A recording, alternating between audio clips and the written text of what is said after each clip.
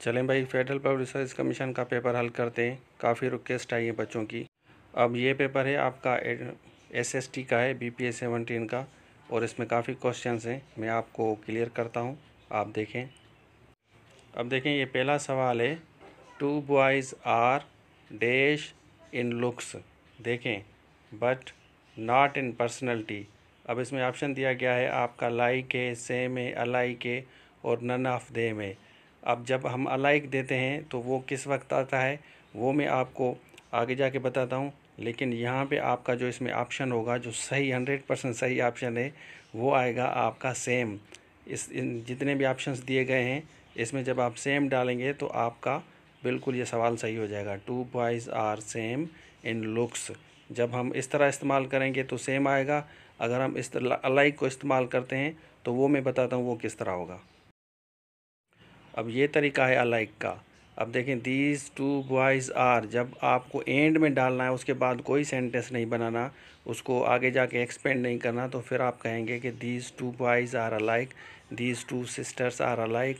अगर आप कहेंगे कि लुक में सेम है तो सेम इन लुक्स, तो फिर आपका होगा वो वाला। अदरवाइज़ आप इस तरह अलाइक कर सकते हैं। ये वाला सवाल देखें आप, बड़ा ज़बरदस्त है। अब शी लिव्स इन ऑन या एट, तो ये काफ़ी बच्चों को कन्फ्यूजन है। ये होगा भाई she lives on Albert Stein. अगर आपको 8 देना है तो 8 में आपका फिगर आएगा, 8 में एग्जैक्ट फिगर आएगा। कोई भी स्ट्रीट है, उसका कोई नंबर है, 13 है, 14 है, 17 है, कोई भी अगर नंबर आ रहा है 13, अगर आप देते हैं B13 अल्बर्ट, तो फिर आपका 8 आएगा। अगर खाली आप स्ट्रीट देते हैं, she lives on Albert Stein, she lives on Miran Stein, कोई भी अगर नाम हो खाली तो नाम के साथ हम ऑन लगाते हैं। अगर नाम ना हो, नंबर हो, तो फिर आपका 8 आएगा। इन तो बिल्कुल नहीं आएगा। दूसरा आपका ऑप्शन है आई लाइक टू बी। आप आई लाइक टू बी में लॉन है, लॉनली है और अलान है, तो इसका जो बेस्ट सूटेड आपका जो आएगा ऑप्शन जो इसमें दिए गए हैं, उसमें आपका अलान है। आई लाइक टू बी अलान, ये आपका बेस्ट। लॉनली नहीं होगा और I like to be lone भी नहीं होगा। ये होगा जैसे हम कहते हैं ना, आई वांट टू बी अलान, ही वांट्स टू बी अलान, आई वांट टू लिव अलान, ही वांटेड टू बी अलान। तो ये आपका जो ऑप्शन है, ये लॉनली नहीं आएगा, नन ऑफ देम भी नहीं है और लॉन भी नहीं है। ये सिंपल ऑप्शन होगा आपका आई लाइक टू बी अलान।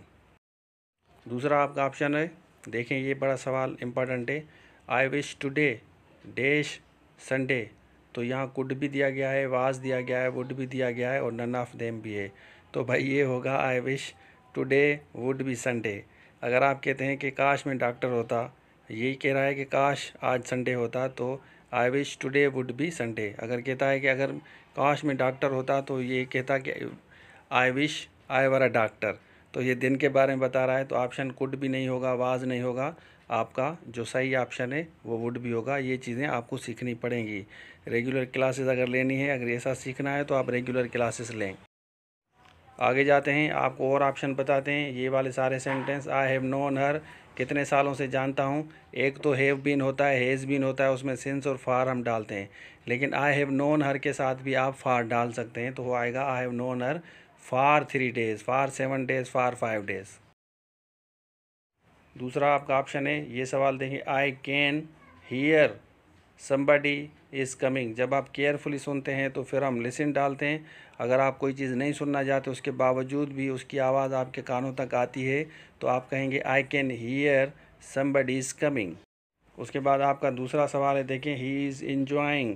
तो लास्ट नहीं होगा, प्रीवियस नहीं होगा, he is enjoying latest job. अभी उसने नौकरी ली है और मज़े कर रहा है, तो इसमें ऑप्शन आएगा आपका लेटेस्ट। दूसरा ऑप्शन है, यहाँ देखें, अब ये तो बिल्कुल आसान है, आप ये गूगल करके भी देख सकते हैं।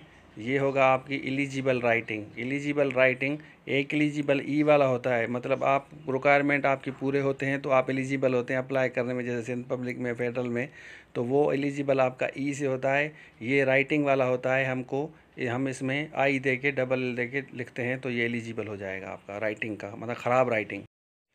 अच्छा, अभी इसकी मैंने वीडियो बनाई थी, उसमें काफ़ी अभी जो ईडियम्स में आपको बता रहा हूँ, उसमें ये वाइट एलिफेंट भी था। ये देखें फेडरल में आया है, इसलिए काफ़ी क्वेश्चंस मेरे आते हैं फेडरल पब्लिक सर्विस कमीशन में, सिंध पब्लिक में, अगर आप रेगुलर वीडियो देखते हैं। तो अ वाइट एलिफेंट का मकसद ये है कि कोई भी ऐसी चीज़ जो यूज़लेस हो और कास्टली भी हो। ज़्यादातर जैसे गरीब कार वगैरह लेते हैं, उनके काम की नहीं होती है, उनके लिए वो कार जो है वाइट एलिफेंट होता है। इसलिए काफ़ी बच्चे जो गरीब हैं वो एंड्रॉयड सेट लेते हैं, हालांकि पेरेंट्स अफोर्ड नहीं कर सकते, उसके बावजूद भी लेते हैं, तो वो उनके लिए वाइट एलिफेंट बन जाता है। मतलब गरीबों के लिए अगर कार है वो वाइट एलिफेंट है। इसी तरह गरीबों के लिए, जो गरीब बच्चे हैं उनके लिए मोबाइल सेट, एंड्रॉयड सेट, वो वाइट एलिफेंट बन जाता है। तो यहाँ पे है अ white elephant means something very beautiful नहीं है, आपका लुक्स अगली नहीं है, यूज़लेस एंड कास्टली, ऐसी कोई भी चीज़ जो आपके काम की नहीं हो लेकिन हो भी कास्टली, तो उसको हम कहते हैं वाइट एलिफेंट। क्लियर हो गया? मेरे ख्याल में आपको समझ आ रहा है। इसके बाद आपका 20 लास्ट है, इसको हम डिस्कस करते हैं। ये जो आपका लास्ट है, normally an individual thunder storms. यहाँ देखें आपका एंड से लास्ट है, रिमेन से। तो भाई ये ज़्यादातर बच्चे रिमेन करेंगे। ये लास्ट कोई भी चीज़ अगर शुरू होती है और बड़े अरसे तक अगर वो चलती है तो उसके लिए हम कहते हैं लास्ट। अभी कल मैंने रेगुलर क्लास के बच्चों को ये लास्ट पढ़ा था। लास्ट स्टेट देखिए, LOST अलग होता है, वो LOSS अलग होता है, लास्टिंग इम्पैक्ट आपका अलग होता है। ये वाला जो लास्ट वर्ड है ये अलग होगा। इसमें एस इसलिए आ रहा है क्योंकि आप देखें इंडिविजुअल थंडर स्टॉर्म सिंगुलर है, स्टॉर्म ज़्यादा की बात नहीं कर रहा, एक स्टॉर्म की बात कर रहा है। नॉर्मली एन इंडिविजुअल जो एक थंडर स्टॉर्म आता है वो कम से कम 45 मिनट तक, नॉर्मली साइंटिफिकली 45 मिनट तक चलता है। तो चलने को हम कहते हैं आपका लास्ट।